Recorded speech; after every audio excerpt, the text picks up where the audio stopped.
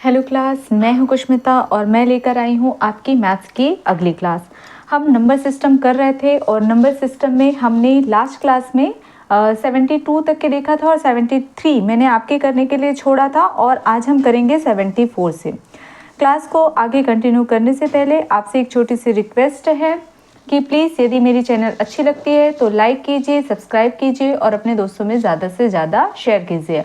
आपके लाइक और सब्सक्राइब मुझे मोटिवेट करते हैं और इससे मैं ज़्यादा से ज़्यादा वीडियो लेकर के आ पाती हूँ। चलते हैं, हम स्टार्ट करते हैं हम अपनी आज की क्लास को। क्वेश्चन नंबर 74 से क्या बोलता है, कुछ अंक दिए हुए हैं। इसमें बोलता है कि 7 के स्थानीय तथा जाति मान में क्या अंतर है, ये पूछ रहा है। तो हम सबसे पहले स्थानीय मान और जाति मान को समझते हैं कि क्या होता है स्थानीय मान और जाति मान। ठीक है, छोटा सा है। तो जैसे कोई संख्या दी हुई है, ठीक है, कोई संख्या दी हुई है, इसी क्वेश्चन से ही करते हैं। ठीक है, इसी क्वेश्चन से ही समझते हैं। क्या संख्या दिया हुआ है, 8 6 7 9 4 3। ठीक है, तो हम सबसे पहले समझते हैं जाति मान। सबसे पहले हम क्या समझते हैं, जाति मान क्या होता है। जाति मान क्या होता है, तो जाति मान क्या होता है, जैसे यहाँ पे 7 का जाति मान बोल रहा है, 7 का जाति मान बोल रहा है, तो 7 का जाति मान क्या हो जाएगा, 7 ही हो जाएगा, चाहे वो किसी भी स्थान पर हो। ठीक है, इकाई, दहाई, सैकड़ा किसी भी स्थान पर हो, 7 का अगर जाति मान बोल रहा है तो 7 ही हो जाएगा। ठीक है, और अगर 4 का जाति मान बोल रहा है तो 4 का जाति मान 4 ही हो जाएगा। 3 का बोल रहा है तो 3 ही हो जाएगा। मतलब जो संख्या का जाति मान बोलता है वही संख्या हम यहाँ पे लेते हैं। ठीक है, अब आता है स्थानीय मान। अब क्या आ जाता है, स्थानीय मान। ठीक है, अब स्थानीय मान क्या होता है, स्थानीय मान क्या होता है, जैसे यहाँ पे बोल रहा है 4 का स्थान, पहले 3 से शुरू करते हैं। मान लीजिए 3 का स्थानीय मान बोल रहा है, तो 3 किस पर है, इकाई पर है। आप समझ रहे हैं, तो यहाँ पे क्या करेंगे, 3 गुणित इकाई। ठीक है, इकाई का अंक, कहने का मतलब 3 × 1 का मल्टीप्लाई कर देंगे, यही मेरा क्या हो जाएगा, 3 का स्थानीय मान। 3 का स्थानीय मान 3 आ गया। यदि मैं बोलूँ 4 का स्थानीय मान, तो 4 मल्टीप्लाई किससे करेंगे, दहाई। दहाई मतलब 0 और 1। ठीक है, मतलब 4 × 1 0 0 1। ठीक है, ये इकाई और आपका दहाई, तो यहाँ पे क्या आ जाएगा, 40। ठीक है, अब अगर हम बोलेंगे 7 का स्थानीय मान, 7 का स्थानीय मान, मैं पूरा नहीं लिखती हूँ। ठीक है, 7 का स्थानीय मान, तो यहाँ पे 7 इंटू क्या आ जाएगा, देख लो, इकाई, दहाई, सैकड़ा और ये क्या है, 1000। ठीक है, मतलब यहाँ पे कितना, 1 के बाद में कितना शून्य लग जाएगा, 3 0, 1 2 3। ठीक है, क्लियर हुआ, तो यहाँ पे मल्टीप्लाई कर दीजिए, तो यहाँ पे क्या आ जाएगा, 7 का स्थानीय मान 1000। तो आप लोगों को समझ में आ गया होगा जाति मान क्या होता है। जाति मान वही संख्या होता है जिसको पूछता है, और स्थानीय मान क्या होता है, वो संख्या, और वो जहां पर स्थित है उतने का मल्टीप्लाई कर दीजिए। ठीक है, जहाँ पे स्थित होता है, जैसे ये 1 जहाँ पे स्थित है वहां पे 1 लेते हैं और उसके पीछे उतना शून्य लगा दीजिए, ऐसे भी याद रख सकते हैं। ठीक है, तो ये हो गया। अब इनका अंतर पूछ रहा है, अंतर 7 के स्थानीय मान और जाति मान। जाति मान कितना है, 7 का 7, इनका अंतर पूछ रहा है तो घटा दीजिए, कितना हो जाएगा। यहाँ पे 0 है, कुछ नहीं है, तो हमने एक हाथ से ले लिया, 10 में से 7 गया, कितना आ जाएगा, 3। यहाँ पे कितना बचेगा, 9। यहाँ पे भी कितना बचेगा, 9, और ये 6 हो जाएगा क्योंकि इसने सबको एक एक उधार दे दिया, तो यही मेरा क्या हो जाएगा, आंसर। देख लीजिए कितना ईजी है। ठीक है, चलते हैं हम अपने अगले क्वेश्चन। ठीक है, क्वेश्चन नंबर 75। ठीक है, अब मेरे ख्याल से सबको समझ में आ गया होगा। क्वेश्चन नंबर 75 मेरा क्या कहता है, 75 में भी कुछ संख्या दी हुई है, उसमें बोलता है 9 तथा 7 के स्थानीय मानों का अंतर कितना है। कर लेते एक बार और तो समझ में आ जाएगा।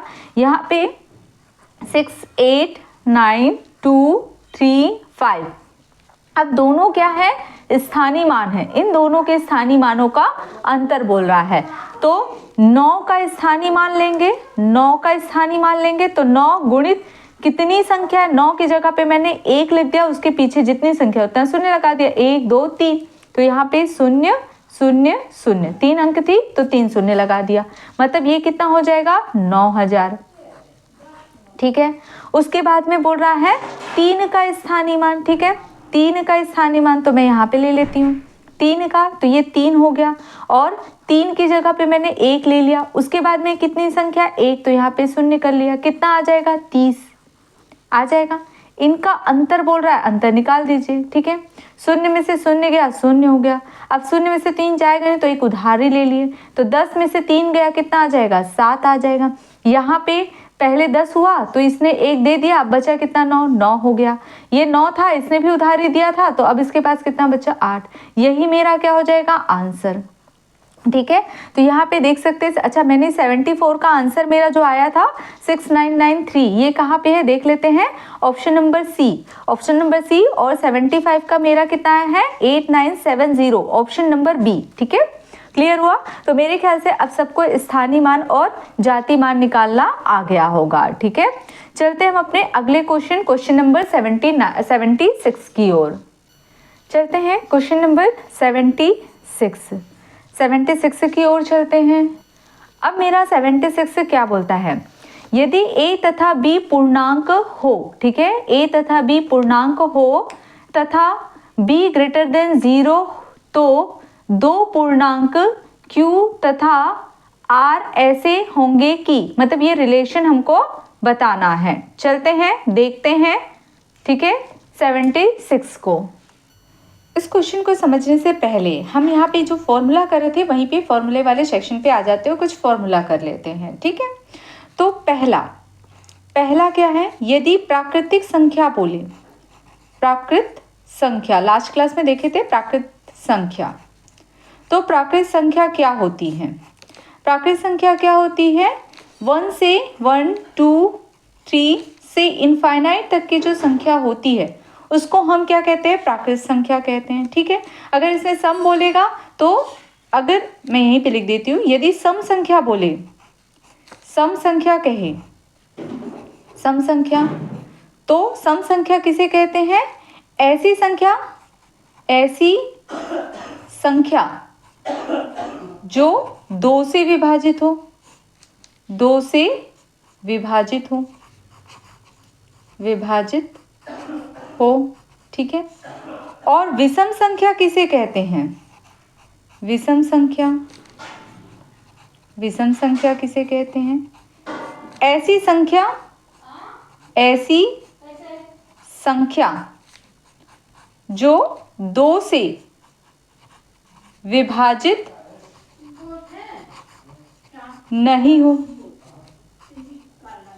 ठीक है, क्लियर हो। तो ये सम संख्या क्या होती है, जो 2 से विभाजित हो, 2 का पहाड़ा याद रखिए। विषम संख्या जो 2 से विभाजित ना हो। ठीक है, अब हम दूसरा देखते हैं, पूर्णांक संख्या।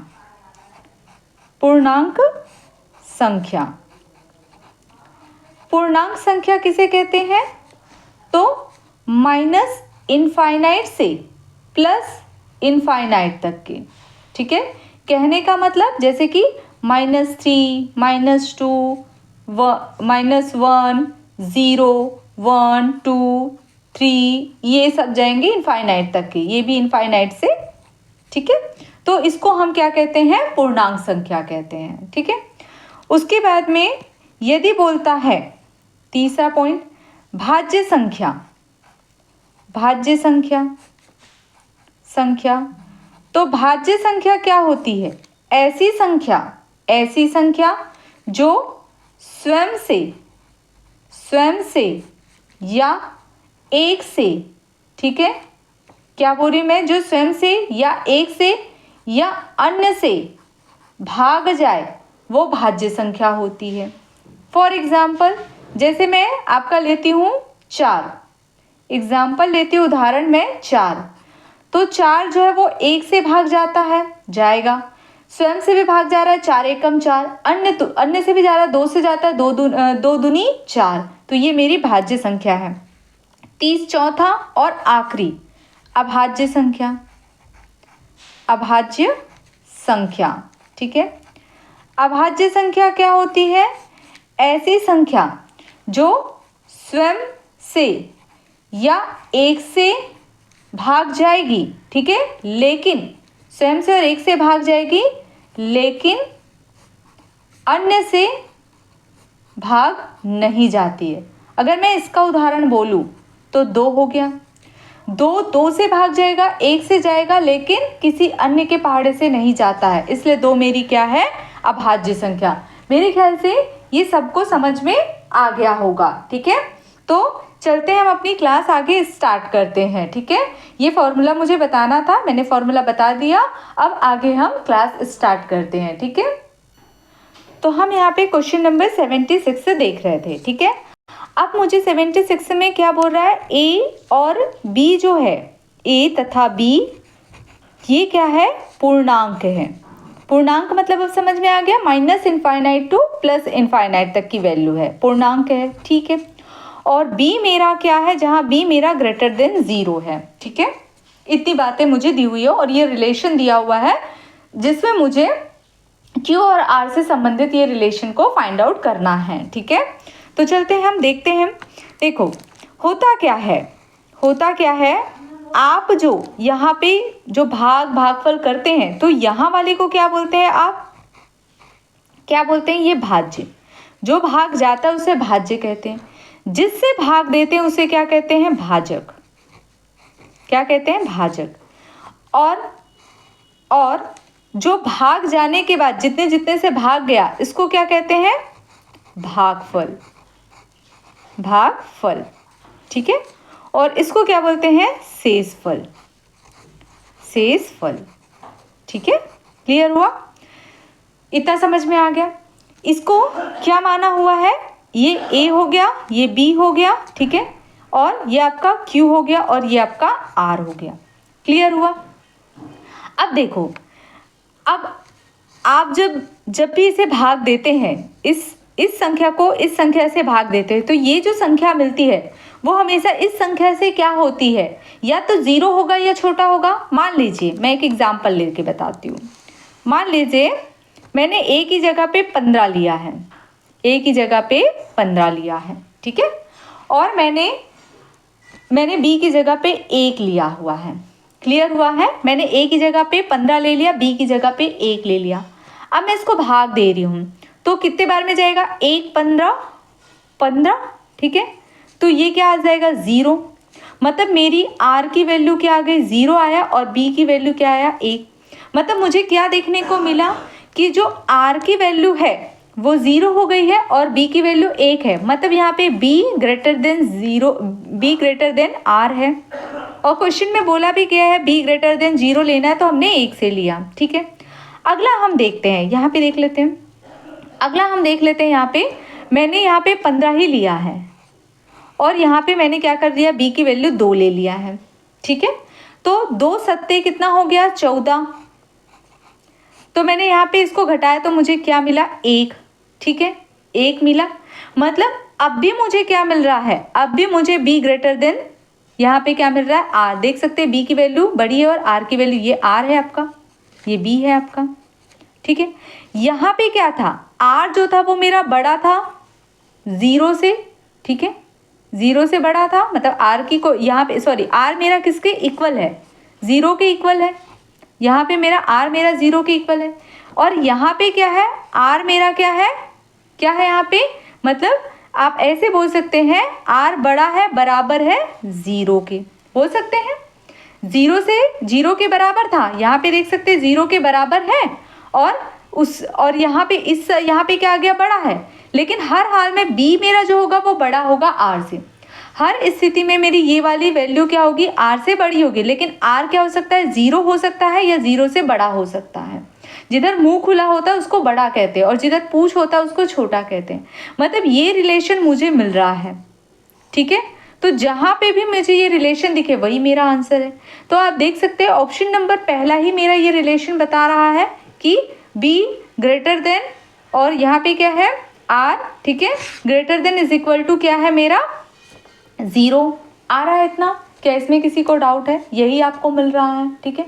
मेरे ख्याल से इसमें किसी को भी डाउट नहीं होगा, यही आपका क्या हो जाएगा आंसर, मतलब ऑप्शन ए, ठीक है। अच्छा, किसी को दिमाग पे आ रहा होगा, मैडम ये कैसे लिखे, ये भी तो बता दो, ठीक है। तो होता क्या है, भाज्य, यहाँ पे कर देती हूँ भाज्य। भाज्य मतलब क्या हो गया, a, ठीक है, इज इक्वल टू क्या होता है, ये गुणित ये दोनों का मल्टीप्लिकेशन होता है और ये होता है प्लस, ठीक है। तो यहाँ पे a इज इक्वल टू क्या हो जाएगा, b into Q plus r, ठीक है। याद रहेगा, ये फॉर्मूला आप याद रखिए, ये होता है ये और ये, ठीक है। तो ऑप्शन नंबर ए मेरा क्या होगा, करेक्ट आंसर। चलते हम अपने अगले क्वेश्चन नंबर 7 की ओर। चलते हम अपने क्वेश्चन नंबर 7 की ओर। 7 क्या बोलता है, a तथा b दो वास्तविक संख्याएं ऐसी हो कि A B is equal to 0, A B is equal to 0, ठीक है। अब A B is equal to 0 कब होगा, यदि मेरी a की वैल्यू 0 रख दूंगी तो भी क्या होगा, 0 इंटू बी की वैल्यू कुछ भी हो 0 ही मिलेगा। यदि b की वैल्यू मैं 0 रख दूंगी तो क्या होगा, a की वैल्यू कुछ भी हो, b की वैल्यू 0 रख दूंगी तो 0 ही आएगा। यदि मेरा a और b दोनों ही मेरे क्या हो जाएंगे, 0 हो जाएंगे तो भी क्या होगा, 0 इंटू 0 इज इक्वल टू 0 आएगा, ठीक है। तो कहने का मतलब क्या है, a भी मेरा 0 और b मेरा 0, हाँ तो 0 होगा। एक 0 हो और दूसरा ना 0 हो तो भी होगा, ठीक है। और यहाँ पे क्या बोलता है, यदि मेरा एक 0 हो और दूसरा भी 0 तो भी होगा, या दोनों में से कोई एक 0 होगा तो भी होगा। तो इन सभी आंसर से, लेकिन सबसे बेस्ट आंसर कौन सा है मेरा, ऑप्शन नंबर बी, क्योंकि इसमें पूरी बातें कही गई है। तो ऑप्शन बी मेरा क्या होगा, करेक्ट आंसर, ठीक है। चलते हैं हम अपने अगले क्वेश्चन नंबर क्या बोलता है, 78, ठीक है। अच्छा ये कौन सा क्वेश्चन था, 77 था, मैं सिर्फ 77, ठीक है। चलते हैं हम अपने अगले क्वेश्चन नंबर 78, ठीक है। 78 की ओर चलते हैं। क्या बोलता है, सबसे छोटी अभाज्य संख्या, अब भी मैंने बताया सबसे छोटी अभाज्य संख्या 2 होती है, तो देख लेते हैं ऑप्शन नंबर सी। अभी मैंने बताया 2 अभाज्य संख्या, ऐसी संख्या जो किससे भाग जाती हो, स्वयं से भाग जाए, एक से जाए लेकिन किसी अन्य से भाग ना जाए, वो क्या होती है, अभाज्य संख्या। तो 2 है मेरी, ठीक है। उसके बाद में बोलता है क्वेश्चन नंबर 79, यही देख लेते हैं। 79 क्या बोलता है, 79 मेरा क्या बोलता है कि 70 से छोटी अभाज्य संख्याएं कितनी हैं, ये बोल रहा है। तो चलते हैं 70 से छोटी अभाज्य संख्या देख लेते हैं हम कौन कौन सा होता है, 2 होता है, 3 होता है, 5 होता है, 7 होता है, ठीक है। उसके बाद में 11 होता है, 13 होता है, 17 होता है और 19 होता है, ठीक है, अभाज्य संख्या, ठीक है। अगला हम देखें तो 23 होता है और कौन सा होता है, 29 भी होता है, ठीक है। अगला मैं यहीं पे लिख लेती हूँ, ठीक है, इधर ही यहीं 31 होता है और कितना होता है, 37 होता है। उसके बाद में मेरा कितना होता है, 41 भी होता है, 43 भी होता है और 47 भी होता है। 49 नहीं होता है, 49 जाता है, ठीक है। तो ये इतना हो गया। उसके बाद में मेरा कौन सा होता है, अगर मैं बोलूँ तो 53, यहाँ लिख लेते हैं, 53 होता है और कौन सा होता है, 59 होता है, ठीक है। और उसके बाद में 61 होता है और 67 होता है। ये मेरे सारे क्या होते हैं, अभाज्य संख्या होते हैं जो कि 70 से छोटी है, ठीक है। तो कितने हुए टोटल, 1 2 3 4 5 6 7 8 9 10 11 12 13 14 15 16 17 18 19। तो मेरा 19 क्या हो जाएगा आंसर, ठीक है। ये आपको याद रखना ही पड़ेगा, ठीक है। और अगर किसी को सीक्वेंस जमा के रखना है तो आप ऐसे रख सकते हो कि जो 1 से 10 में आपको कितने मिल रहे हैं, 4, दूसरा 11 से 20 में आपको कितना मिल रहा है, 4, ठीक है। और 20 वाले लाइन में आपको मिल रहा है 2, फिर 30 वाले लाइन में आपको मिल रहा है 2। इस तरह से अगर आपको याद रखना तो कर सकते हो, लेकिन आपको ये संख्या याद रखनी होगी, ठीक है। और आप भाग लगा के भी देख सकते हैं, ठीक है। और फिर 4 वाले में 3, फिर 2, इस तरह से आप कर सकते हैं, ठीक है। तो ये आपको याद रखना ही पड़ेगा। तो ये हो गया अभाज्य संख्या। चलते हैं हम आगे, अगला देखते हैं हम अपना क्वेश्चन नंबर 80, ठीक है। अगला हम देखते हैं क्वेश्चन नंबर 80, बहुत इजी है यहाँ पे, ठीक है। 80 क्या बोलता है, 50 से कितना 90 के बीच में सभी अभाज्य संख्याओं का योग कितना है। तो मैं अभाज्य संख्या बता देती हूँ, आप उसको जोड़ लीजिएगा, ठीक है। तो अभाज्य संख्या जैसे कि 50 से 90 के बीच में बोल रहा है, 50 से 90 के बीच में जो अभाज्य संख्या उसको ज्ञात करना और उनका योग कर दीजिए। तो यहाँ पे कितना आ जाएगा, देखो 50 के बाद में आता है आपका 53 आता है, 59 आता है, ठीक है। उसके बाद में 61 आता है, 67 आता है, फिर 71 आता है, 73 आता है, 79 आता है, ठीक है।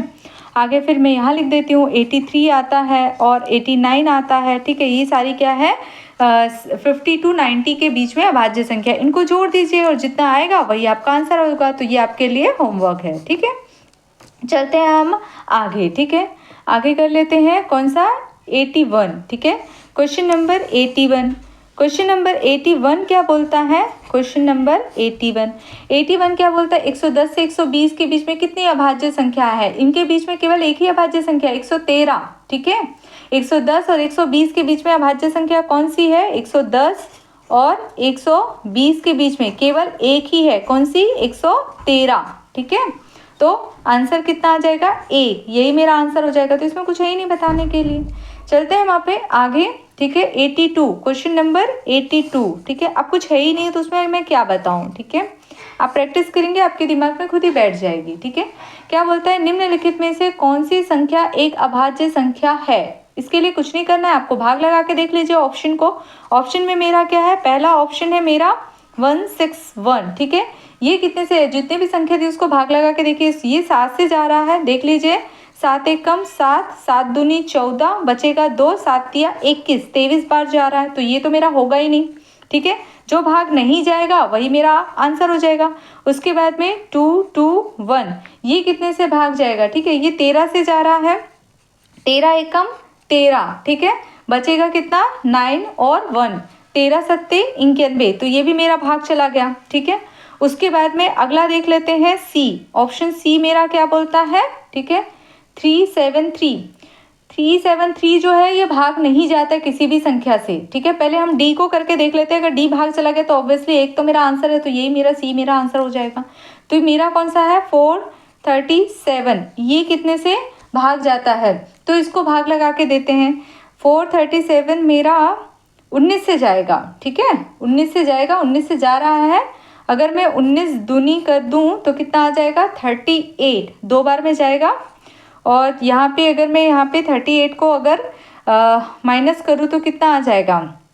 ये आ जाएगा 5, 57। हाँ, तो ये मेरा जा रहा है, 3 बार में जाएगा, ठीक है।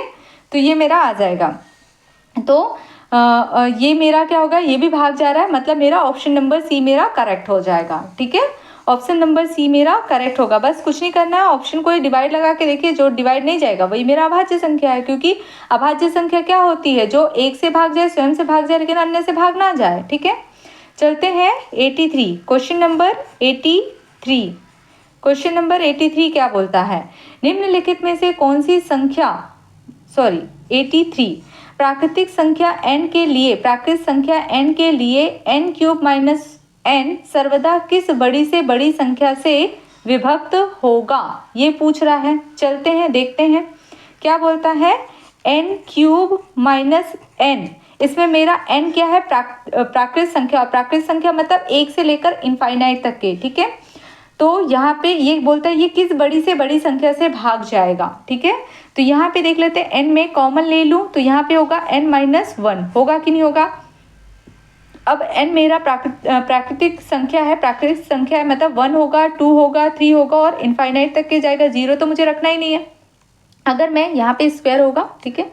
अगर मैं 1 रखती हूँ, 1 रखूँगी तो मुझे क्या मिलेगा? n की वैल्यू अगर मैं 1 रखूँ तो यहाँ पे देख लीजिएगा 1, और यहाँ पे क्या हो जाएगा? 1 - 1, मतलब मुझे यहाँ पे 0 मिल जाएगा। और n की वैल्यू अगर मैं 2 रखती हूँ तो यहाँ पे मुझे क्या मिलेगा? 2, और 2 का स्क्वायर मतलब 4 - 1 मतलब कितना आ जाएगा? 3, 3 दूनी 6, ठीक है। और n की वैल्यू अगर मैं 3 रखती हूँ तो 3 हो जाएगा। और यहाँ पे कितना हो जाएगा? 3 का स्क्वायर मतलब 3 तिया 9, 9 माइनस कितना हो जाएगा? 1 मतलब 8 हो जाएगा। और 8 तिया 24, ठीक है। तो हम देखते हैं पहले ऑप्शन में, फिर आगे जाएंगे। ऑप्शन में मेरा क्या है? 3 है, ऑप्शन में मेरा 6 है, ऑप्शन में मेरा 12 है, और ऑप्शन में मेरा 18 है। मतलब 24 तो कहीं आया ही नहीं, तो यहाँ तक मुझे जाना ही नहीं है। मेरा आखिरी डिजिट क्या आया? 6, मतलब 6 से विभाजित होगा। 6 ऑप्शन में है क्या? तो हाँ, ठीक है। ऑप्शन नंबर बी मेरा करेक्ट आंसर हो जाएगा। मतलब बोल रहा है किस बड़ी से बड़ी संख्या से विभक्त होगी, तो बड़ी संख्या 6 से विभक्त होगी। अगर छोटी से छोटी संख्या बोलेगा तो 1 से जाएगा, 2 से जाएगा, 3 से जाएगा, ठीक है। और सबसे छोटी संख्या बोलेगा तो 1 है, और अगर वो ऑप्शन में नहीं होगा तो 2 होगा, नहीं तो 3 होगा, और बड़ी सी संख्या में 6 है, ठीक है। तो चलते हैं हम अपने अगले क्वेश्चन, बहुत इजी है, ठीक है, कुछ भी नहीं है, कुछ याद करने लायक नहीं है, बस समझना है आपको। क्वेश्चन नंबर 84, क्वेश्चन नंबर 84 क्या बोलता है, ठीक है, यदि n एक धनात्मक पूर्णांक है, धनात्मक पूर्णांक मतलब क्या होगा, पूर्णांक मतलब minus infinite two plus infinite, धनात्मक इनफाइनाइट मतलब 1 2 3 4 है, ठीक है। तो यहाँ पे क्या बोलता है, धनात्मक पूर्णांक हो तो 3 टू द पावर में 4n minus 4 to the power में 3n सदैव निम्नलिखित में से किस संख्या से पूर्णतया विभक्त होगा, ये क्वेश्चन मेरा पूछ रहा है। तो चलते हैं, क्या दिया हुआ है, 3 टू द पावर में 4n minus 4 to the power में 3n, ये दिया हुआ है, ठीक है। तो बोलता है सदैव निम्नलिखित में से किस संख्या से विभक्त होगा, और ये धनात्मक पूर्णांक है, मतलब n की वैल्यू हम ले लेते हैं 1, ठीक है। तो यहाँ पे रखते हैं, क्या आ जाएगा, 3 टू द पावर में 4, 1 रखेंगे तो 4 आ जाएगा, माइनस 4 टू द पावर में 3 आ जाएगा, इसको सॉल्व कर लेते हैं। अगर 3 टू द पावर में 4 करेंगे तो कितना आ जाएगा, 3 को 4 बार मल्टीप्लाई करेंगे, 3 गुणित 3 गुणित 3 गुणित 3, तो 3 तिया 9, 9 तिया 27 और 27 तिया 81, तो यहाँ पे आ जाएगा 81, ये मेरा कितना आ जाएगा 64, इनको माइनस कर दीजिए, ठीक है, माइनस कर दीजिए, तो कितना आ जाएगा, ये हो जाएगा 11, तो ये हो जाएगा 7, ठीक है, 7 हो जाएगा। यहाँ पे 1 से तो जाएगा नहीं, 1 हासिल लेंगे तो 11, 11 में से 4 गया 7, ठीक है। अब यहाँ पे 7, 7 में से 6 गया 1, ठीक है, तो यही मेरा क्या हो जाएगा आंसर, ठीक है। तो ये क्वेश्चन मेरा क्या कह रहा है, क्वेश्चन कह रहा है कि संख्या से पूर्णतः विभक्त हो जाएगी, तो ये 17 से पूर्णतः विभक्त हो जाएगी, जो बचकर आया उसी से ही तो भाग देंगे ना भाई, ठीक है। तो यही मेरा क्या हो जाएगा आंसर, ऑप्शन नंबर बी मेरा क्या हो जाएगा करेक्ट आंसर। चलते हम अपने अगले क्वेश्चन की ओर, चलते हम अगले क्वेश्चन नंबर 85, ठीक है। कुछ क्वेश्चन और देख लेते हैं, फिर हम क्लास वाइंड अप करेंगे, ठीक है, थोड़ा क्लास को भी आगे बढ़ाना होता है। तो क्वेश्चन क्या बोल रहा है, ये आपका क्वेश्चन दिया हुआ है, ठीक है, क्या दिया हुआ है, 127 की पावर 127 प्लस 97 की पावर 127 तथा 127 की पावर में कितना दिया हुआ है 97 प्लस 97 की पावर में 97 का उभयनिष्ठ गुणनखंड क्या होगा। गुणनखंड मतलब वो फैक्टर क्या होगा जिससे ये संख्या जो है पूरी पूरी भाग चली जाए, ठीक है, यही पूछ रहा है। तो मैं आपको कुछ फॉर्मूले बताती हूँ, आप पहले उसे समझिए, ठीक है।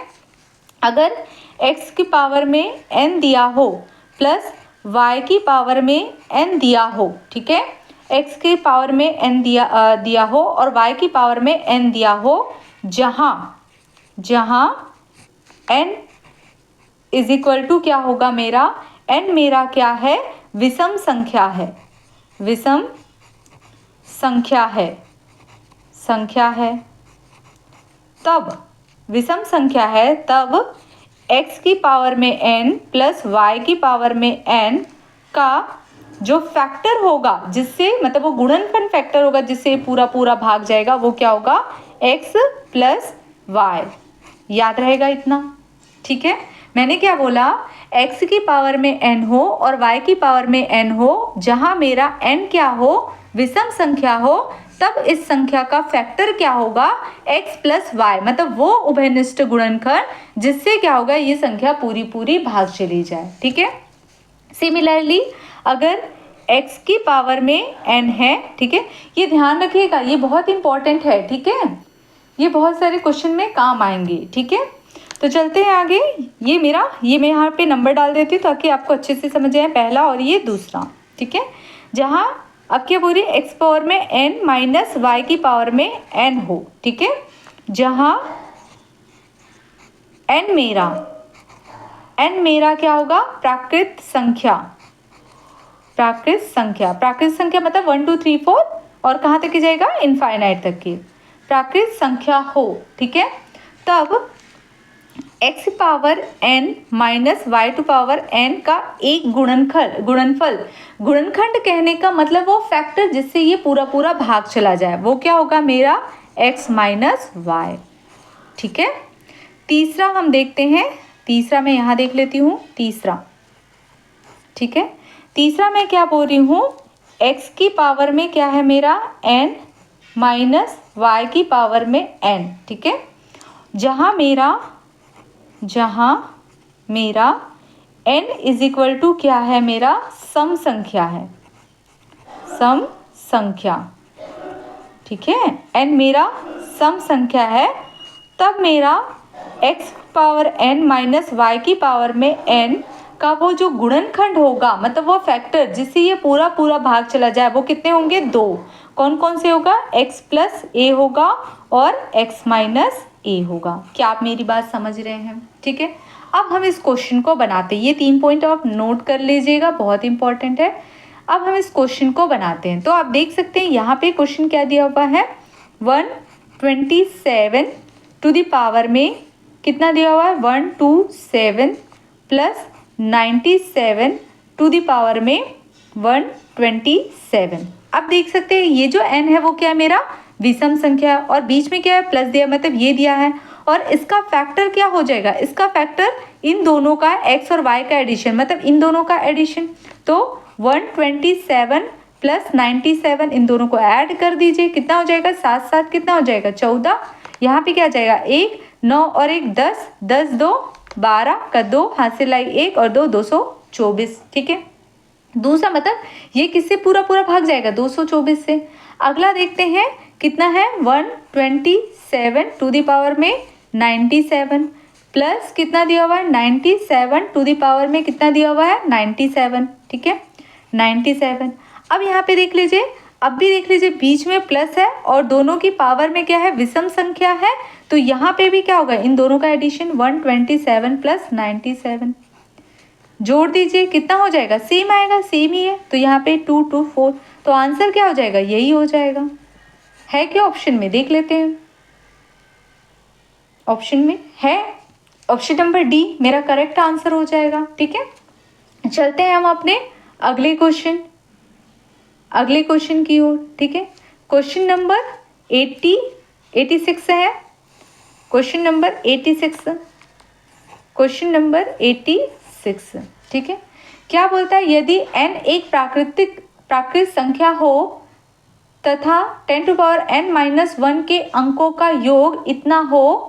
योग इतना है, तो n का मान कितना होगा, पूछ रहा है। ये अंकों का योग है, मतलब 10 to the power n minus 1, ठीक है। इनके जो अंक आएंगे, जो भी डिजिट आएंगे, जैसे कि 1 2 3 4 5, इन सबको जोड़ेंगे तो इनके अंकों का योग कितना निकल जाएगा, 4707। और जहां बोल रहा है, जहां n मेरा क्या है, प्राकृत संख्या है, मतलब n की वैल्यू कितनी है, 1 2 3 4, ठीक है। तो चलते हैं, अब n की वैल्यू 1 रख के देखते हैं, हम n की वैल्यू 1 रख के देखते हैं। 1 रखते हैं तो क्या होता है, ये कितना हो जाएगा, अगर 1 रखूंगी तो 10 माइनस 1 करूंगी तो कितना आ जाएगा, 9 आएगा। n की वैल्यू अगर मैं 2 रखती हूँ तो कितना आ जाएगा, 2 रखूंगी तो 100 माइनस 1 करूंगी तो 9 आएगा, और इनके अंकों को जोड़ूंगी तो कितना आ जाएगा, 9 और 9 कितना हो जाएगा, 18, और 18 को भी जोड़ूंगी तो मुझे क्या मिलेगा, 9 मिलेगा, ठीक है। n इज इक्वल टू क्या करती हूँ मैं, 3 लेती हूँ, तो 3 लेती हूँ तो कितना आ जाएगा, 1000 में से अगर मैं 1 घटाऊंगी तो मुझे क्या मिलेगा, इतना मिल जाएगा। इनको जोड़ूंगी तो मुझे क्या मिलेगा, मतलब 3 बार 9 है 27, इनको जोड़ूंगी तो मुझे क्या मिलेगा, 9। तो मुझे क्या देखने को मिल रहा है, हर बार इन संख्या को जोड़ती हूँ तो मुझे क्या मिल रहा है, 9, और ये किसके इक्वल है, इनको जोड़ने पर क्या है, अंकों को 4707, मतलब हर बार जोड़ने पर मुझे क्या मिल रहा है, 9। तो 9 से भाग लगा दीजिए, कितना आ जाएगा, अगर 9 से भाग लगाती हूँ तो कितने बार में जाता है ये देख लेते हैं, ठीक है। तो 9 पंचे 45 बचेगा कितना, 2 और 0, 9 दूनी 18 बचेगा कि 2, 9 तिया 27। तो वो n की संख्या कितनी है, ठीक है, n का मान कितना होगा ये पूछ रहा है, ठीक है। तो n का मान कितना होगा, 523, यही मेरा क्या होगा आंसर, देख लेते हैं, ऑप्शन नंबर बी यही मेरा होगा करेक्ट आंसर। क्या ये बात समझ में आई, बहुत इजी सा था, ठीक है। चलते हैं हम अपने आखिरी क्वेश्चन नंबर 87, ठीक है। यहाँ पे क्या बोलता है, संख्याओं, एक आखिरी क्वेश्चन देख लेते हैं, ठीक है। संख्याओं 1 2 3 4, फिर क्या दिया हुआ है, 98 99 100, मतलब 1 से 100 तक के दिया हुआ है, को परस्पर गुणा किया जाता है, ठीक है, इनको गुणा किया जाता है। गुणनफल के दाईं ओर अंत में, दाईं ओर मतलब इधर इधर होता है बायां, आप ऐसे कोई संख्या लिखेंगे तो ये आपका बायां होता है मतलब लेफ्ट, और ये होता है दायां मतलब होता है राइट, ठीक है। में शून्यों की संख्या कितनी होगी, ठीक है। तो इसको मैं आपको समझाती हूँ, पहले आप समझिए, ठीक है, कि शून्य कैसे बनते हैं, ठीक है। तो याद रखना, जब भी हम 5 और 2 का मल्टीप्लाई करते हैं तो क्या मिलता है, मुझे 10 मिलता है कि नहीं मिलता है। मतलब जहाँ जहाँ पे 5 और 2 का कॉम्बिनेशन बनेगा वहाँ पे मेरे क्या आएंगे, 10 मतलब शून्य आएंगे। क्या आप ये मेरी बात समझ रहे हैं, ठीक है। मैं इसको आपको अच्छे से समझा देती हूँ, ताकि आपको अच्छे से समझ में आए। ये क्वेश्चन बहुत इंपॉर्टेंट है आपकी PSC, UPSC, CGPSC, SSC, banking सभी में ये सबसे ज़्यादा क्वेश्चन पूछता है, सीजी व्यापम से लेकर एवरी, ठीक है। तो ये बहुत ही इंपॉर्टेंट क्वेश्चन है, इसको स्टार मार्क डाल दीजिए। और ये सबसे गलत होता है, ठीक है।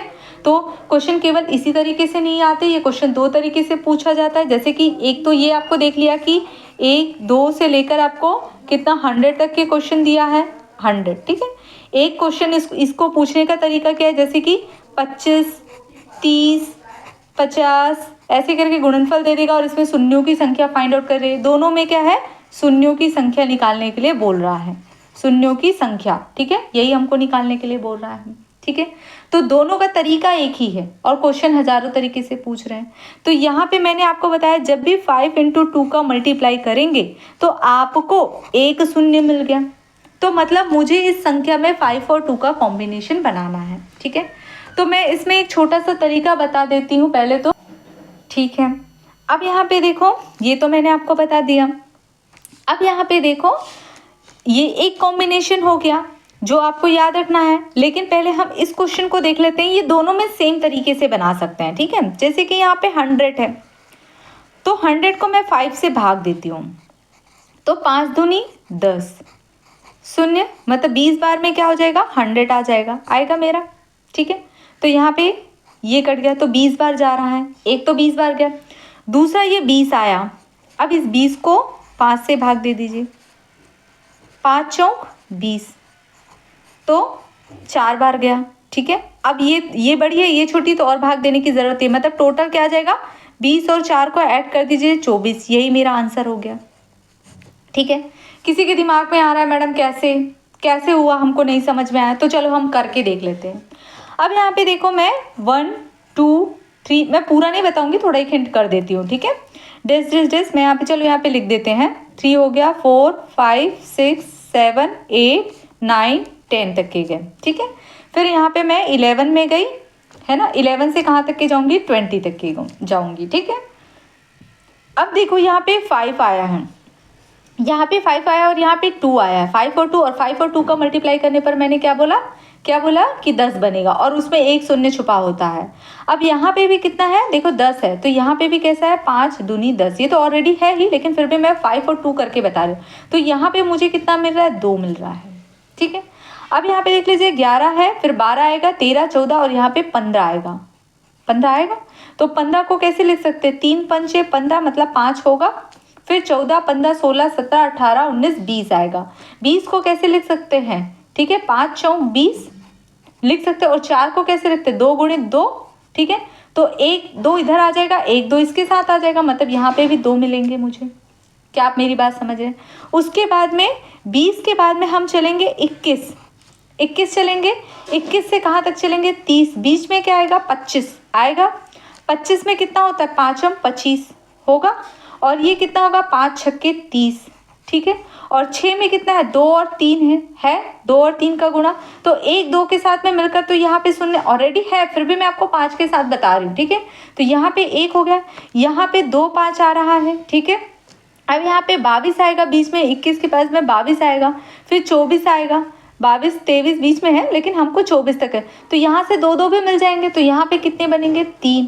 इसी तरह करते जाएंगे आप 100 तक के, तो आपको कितना मिल जाएगा 24 मिल जाएगा। अब आप करके देखिएगा, आगे आपके लिए होमवर्क है, ठीक है। मैंने हिंट कर दिया आपको कैसे करना है। हर जगह 2 आ रहा करके 2 मत लिखना, ठीक है। आगे आप करते जाएंगे तो आपको पता चल जाएगा। अब यहाँ पे देखो दूसरा हमने हिंट मारा है 25 30 और 50, ठीक है। 25 30 और 50 ये आगे आप करेंगे, आप करके देख लीजिएगा, आता है, ठीक है। मैंने अपने ऑफलाइन वाले बच्चों को भी कराया है, आपको भी कराया है। यहाँ पे समय को भी हम ध्यान में रखते हुए करते हैं, ठीक है। तो चलते हैं, यहाँ पे करेंगे तो जैसे 5 25, ठीक है। यहाँ पे करेंगे तो 5 छक्के 30, तो 2 और 3। यहाँ पे करेंगे तो 5 10 50 और 5 और 2 आएगा। तो देखो 5 के साथ में 2, केवल 5 ही, अब केवल 2 नहीं बनाते। यहाँ पे देखो 1 2 मिल रहा है इसको, यहाँ पे 2 मिल रहा है, तो शून्यों की संख्या केवल कितनी है 2, ठीक है। आप ऐसे मत बोलना कि ये 5 है तो ये भी शून्य है, यहाँ पे भी, इसके साथ 2 कहाँ है, 2 का भी मल्टीप्लाई होना चाहिए, तो यहाँ पे केवल कितने शून्य है 2, ठीक है। याद रहेगा। तो चलते हैं, हम यहाँ पे अपनी क्लास ऑफ करते हैं। यदि मेरी क्लास अच्छी लगती है तो प्लीज़ लाइक कीजिए, सब्सक्राइब कीजिए और अपने दोस्तों में ज़्यादा से ज़्यादा शेयर कीजिए। आप क्लास को पूरा एंड तक के देखें, तब आपको समझ में आएगा। स्टार्टिंग के देख करके अगर ऑफ कर देंगे तो आपको चीज़ें समझ में नहीं आएगी, ठीक है। तो हम यहाँ पे अपनी क्लास फाइंड अप करते हैं। Thank you class.